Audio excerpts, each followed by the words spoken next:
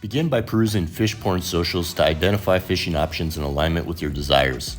Most of the world's best angling destinations will have a lodge or other operation in place, and their websites can be mined for clues. Take the clues and consult the Googles for geographic specifics and explore transportation and accommodation options. Hotel pins in Google Maps usually offer, at the least, a WhatsApp contact. Next, compile the data into a plan of attack. Finally, pack fishing gear and spring into action. All right, we made it to the Medellin domestic airport.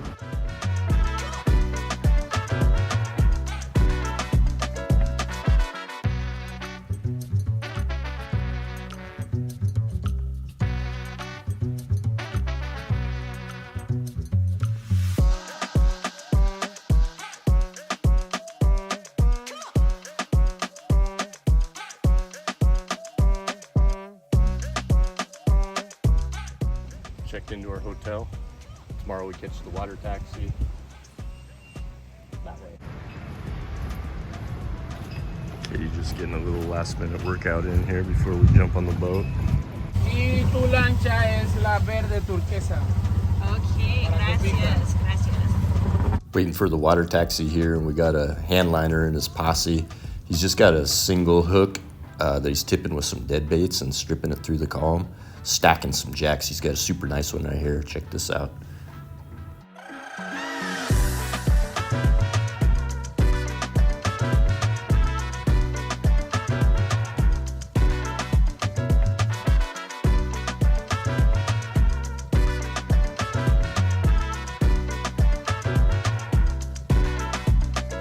The trip to Cupica Bay actually took over 2 hours. According to the GPS, it was about 34 miles.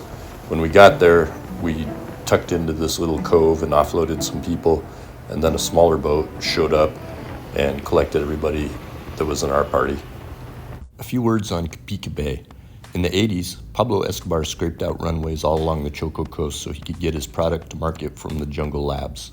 Although the Cupica runway is pretty decrepit, it does appear to be possible to charter and land a small plane for those interested in bypassing the water taxi. The shack sits on an island about here with river on 3 sides and salt out front. The westernmost mouth here was pretty choked with leaves and grass, not to mention close to the walkway to the pueblo, but the next 3 river mouths look promising. Katie and I found we were able to work our way 4 miles down to the eastern point of Resaca if we timed the tides for river crossings. Having the access to fish without a boat is a huge factor in our destination selection.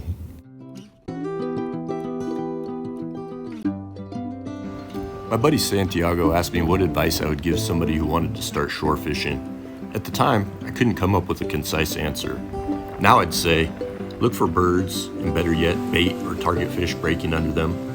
Seek local knowledge, and be ready to put in a lot of time and casts if you want to eat. During our visit, which coincided with the full moon, there were almost no birds and certainly no bait or fish to be seen on top. But I was able to get some good advice from one of the local Embera fishermen, and I also had a lot of free time to work with. Killer mullet, and see if we can't find ourselves a robolo, as the locals call them. Robolo. Not robalo, but robolo. Suerte.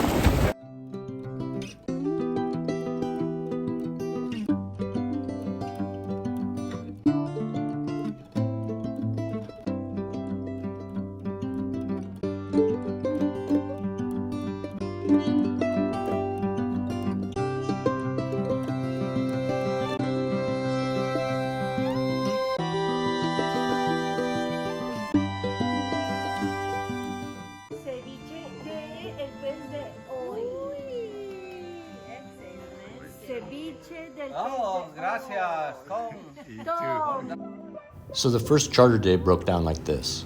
The boat was pretty full, so we started with some trolling.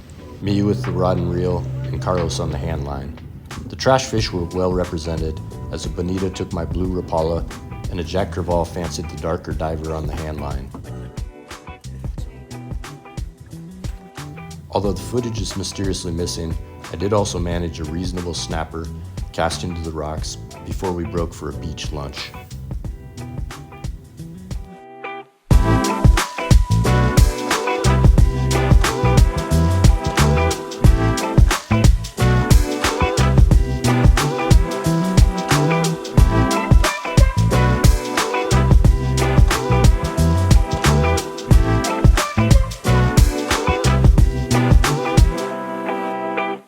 the afternoon program, we offloaded some personnel, and Katie and I got to spend some quality time with the captain and deckhand.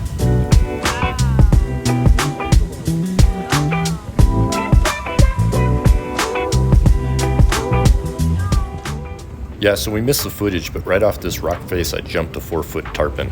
Apparently he wanted to gobble the little red soft bait, but I couldn't stick him. Definitely a highlight of the day. Despite the solid roster, the action remained pretty slow, and we only managed to cast up a couple more small jack crevalle and pargo.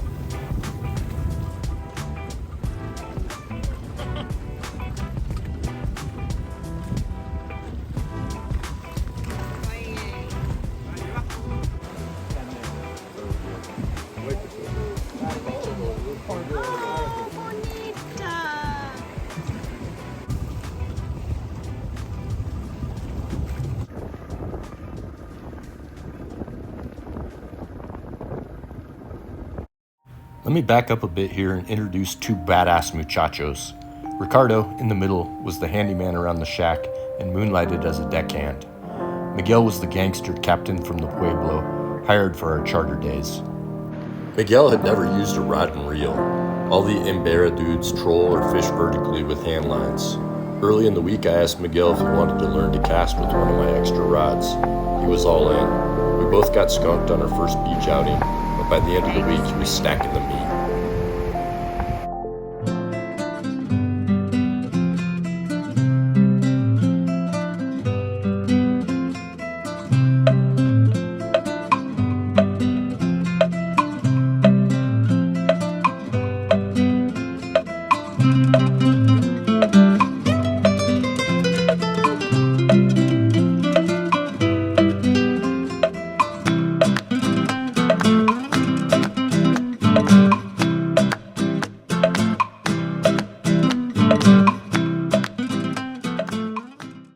Where are we going today? Cabo Marzo? Maybe. KC? I'll say. It'd be amazing to see some birds and some tuna, but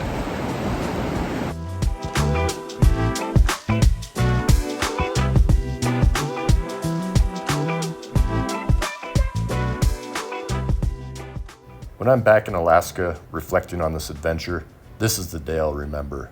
Everything was perfect. Katie was with me, I had my buddies Ricardo and Miguel, and for a short period of time, we got into the fishing of my dreams.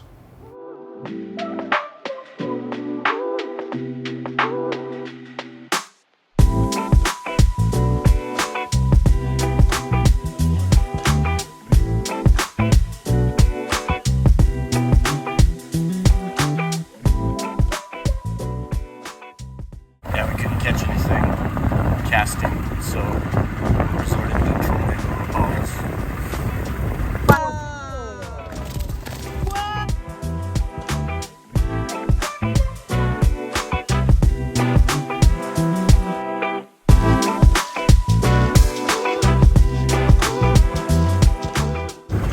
Resorting to trolling proved to be a good idea. Not resorting, we're excited. We're excited for trolling and put one small fish in the boat on my sardine colored Rapala. Just trolling around these rocks here, kind of doing circles. And Ricardo just put another nice one in the boat, so we'll see if we can get a couple more here.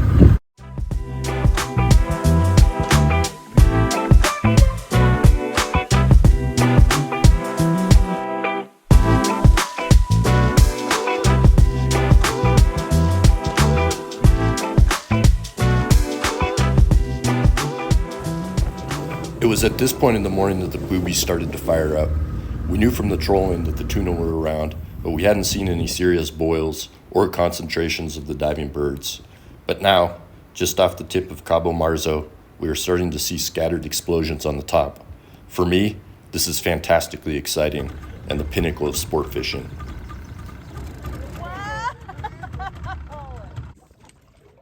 Yeah, good one. Oh, woohoo! Eso! Yuhu.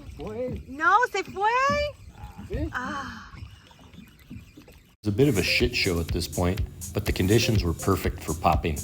Most of the fish we were seeing and hooking were small, but this made it possible to use a lighter 9-foot surf rod and 30-pound braid.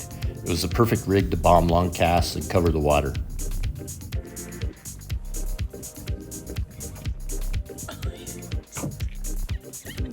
Oh my God, they're jumping out of the water.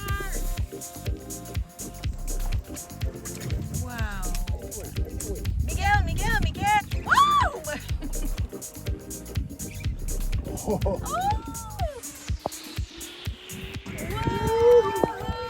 Yeah!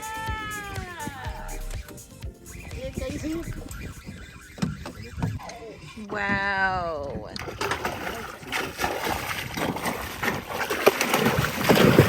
Woo! Woo, amigo.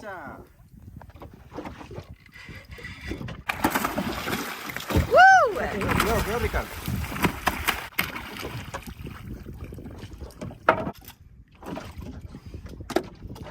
Booper!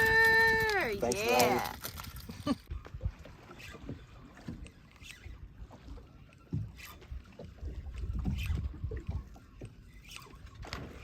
Whoa.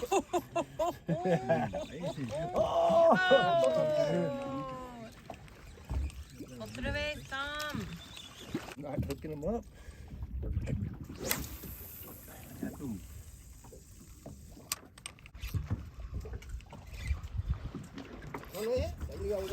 Sí. No deje que diga otra tía. Eso. Yes, so Tom. Ahí que no te estorbe. Ahí que no te estorbe.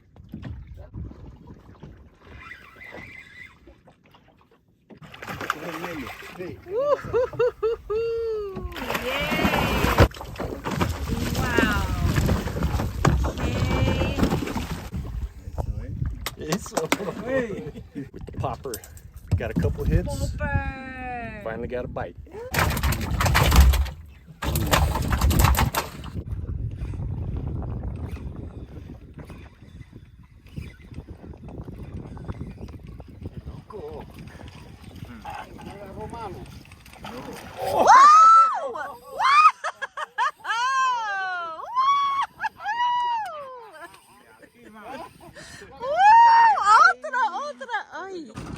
Why are you retiring right now?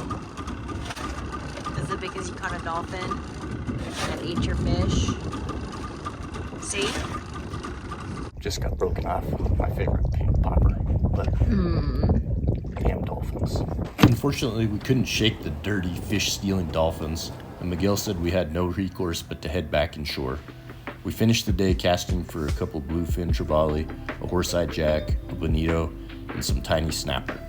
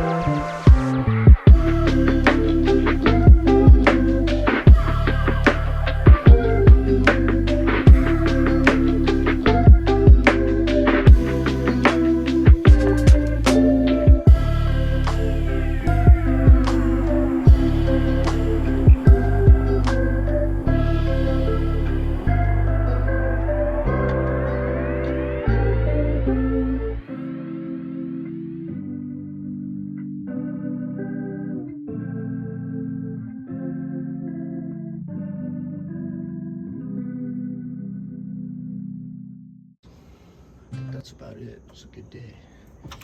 Gracias.